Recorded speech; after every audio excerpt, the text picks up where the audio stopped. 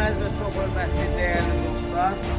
Tam səmimi deyəcəm, bax, Bakı şəhərində, Respublikada gəzmədiyim, axtarmadığım, araşdırmadığım, yəni özünüz bilirsiniz ki, mən biraz başqa türdə, yəni aradım, araşdırdım, axtardım. Axırda da gəldim mənim əziz qardaşım, iki qardaşım, Avrogaflar. Məhsulları tam hazır. Bax, belədir, keyfiyyət, kəmiyyət, yəni tam səmimi deyəcəm. Nəyəsə görə demirəm, pulumu verib şəkilini çəkdirmişəm. Tam səmimi. Bəli, özü Sizə də. hansı qiymətə, mənə də o qiymətlərdir. Yəni mən burada tam səmimiyyətlə inanın ki, ilkinə müraciət edeyim. Hər şey süper əşyadır. Öpürəm uğurlarınız, bol canınız sağ olun. Çox sağ olun.